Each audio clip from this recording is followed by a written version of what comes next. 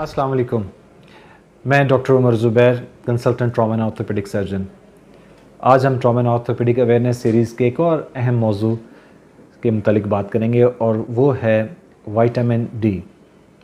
मेरे पास बहुत से मरीज़ इस सवाल के साथ आते हैं कि क्या हमें विटामिन डी की डेफिशिएंसी है, क्या हमें विटामिन डी की सप्लीमेंट्स लेनी चाहिए, हम अपने जिस्म में विटामिन डी की कमी को किस तरह पूरा कर सकते हैं और इसका मुस्तकिल हल क्या है।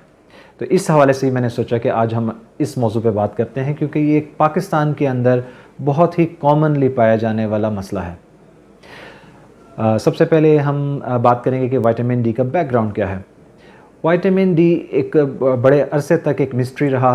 ज़्यादातर अफराद इस केमिकल से वाकिफ़ ही नहीं थे, लेकिन हमें ये ज़रूर पता था कि मछली के तेल में कोई ऐसी चीज़ मौजूद है जिससे कि रिकेट्स यानी कि बच्चों की हड्डियों का टेढ़ा हो जाना और ट्यूबरक्लोसिस टीबी का इलाज किया जा सकता है।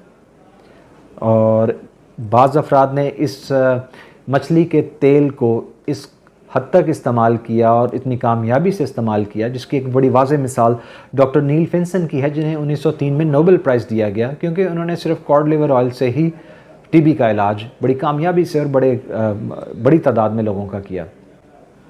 1920s के अंदर जाके पहली दफ़ा मछली के तेल से इस केमिकल को अलग किया गया, यानी कि विटामिन डी को, और तब हमें पता चला कि ये एक सिकोस्टेरॉइड है।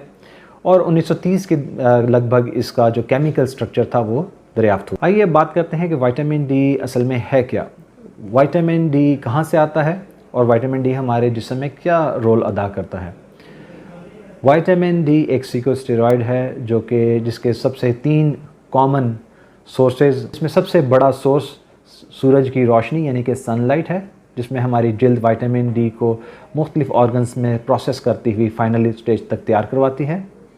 उसके साथ साथ खुराक मुख्तलिफ किस्म की है, जिसका हम आगे चल के ज़िक्र करेंगे, उनसे हमें विटामिन डी हासिल होता है।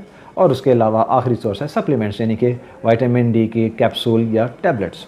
विटामिन डी, अगर ये मैं कहूँ कि हमारे जिस्म के तकरीबन हर एक सिस्टम में एक रोल अदा कर रहा है, तो ये गलत नहीं होगा।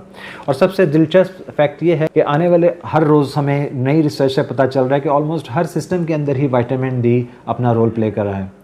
विटामिन डी माइक्रो लेवल के ऊपर सेल मेम्ब्रेन्स में आयन चैनल्स को रेगुलेट करता है, जबकि न्यूक्लियस के अंदर ये जीन्स को ऑन एंड ऑफ के मैकेनिज़्म में बड़ा अहम रोल अदा करता है। इसके साथ साथ विटामिन डी कैल्शियम और फास्फोरस की एब्जॉर्प्शन में भी मदद देता है। और यही वजह है कि जिन लोगों के अंदर विटामिन डी की कमी हो, उनके जिस्म में कैल्शियम और फास्फोरस की कमी वाक़ हो जाती है। और उसी कमी के साथ साथ जो भी इसके असरात हैं, जिसमें सबसे कॉमन असर हड्डियों के ऊपर और बिलखसूस बच्चों में रिकेट्स की शक्ल में सामने आता है, या बड़े उम्र के अफराद में ऑस्टियोमलेशिया के साथ पेश आता है। रिकेट्स जो कि छोटे बच्चों में जिनकी अभी हड्डियों की नशोनुमा हो रही है, उनमें हड्डियों का टेढ़ापन उसको कहते हैं। और ऑस्टियोमलेशिया यानी कि हड्डियों का नरम हो जाना, ये बड़ी उम्र के अफराद जिनके अंदर के कैल्शियम प्रॉपरली मौजूद नहीं होता, उसमें उनकी हड्डियों के नरम हो जाने को कहा जाता है। विटामिन डी, जैसा कि मैंने पहले जिक्र किया, हमारे जिस्म के ऑलमोस्ट हर एक सिस्टम में बड़ा अहम रोल अदा कर रहा है, जिसमें अगर मैं सबसे टॉप पे रखूं तो वो है मस्कुलोस्केलेटल सिस्टम। इसके साथ साथ हमारे स्किन के अंदर ये बहुत अहम रोल अदा करता है। हमें बहुत से कैंसर्स या ट्यूमर्स के ख़िलाफ़ मुदाफ़ियत में विटामिन डी बड़ा अहम रोल अदा कर रहा है। और एक सबसे दिलचस्प बात जो कि हमें रिसेंटली एक जो पैंडेमिक कोविड की आई थी, उसमें हमें पता चली कि ये मेंटल हेल्थ के लिए भी बहुत ज़रूरी है। विटामिन डी डेफिशिएंसी के अफराद मेंटल हेल्थ प्रॉब्लम्स का भी बड़े आसानी से शिकार हो जाते हैं, जैसे कि डिप्रेशन, इरिटेशन, एंग्जाइटी, किसी हद तक डिमेंशिया, उसका भी विटामिन डी की डेफिशिएंसी से बड़ा गहरा ताल्लुक। विटामिन डी हमारे जिस्म में किस मुख्तलिफ अंदाज में असरअंदाज होता है, ये तो मैंने आपसे जिक्र कर दिया। अब मुख्तसरन सा जायज़ा लेते हैं कि विटामिन डी हमारे जिस्म में बनता कैसे है। विटामिन डी का सबसे अहम सोर्स हमारी जल्द और सूरज की रोशनी यानी कि सनशाइन है। अल्लाह ने हमारे जिस्म के अंदर ये एक मैकेनिज़्म रखा है, जिसमें हम बड़ी मिकदार के अंदर हमारा जिस्म खुद से ही विटामिन डी बना सकता है। इससे हमें अंदाज़ा होता है कि हमारे जिस्म को सनलाइट की कितनी ज़रूरत है, क्योंकि अगर हमारे पास सनलाइट नहीं है तो हमारा जिस्म विटामिन डी नहीं बनाएगा, जिसमें कि विटामिन डी की डेफिशिएंसी हो जाती है।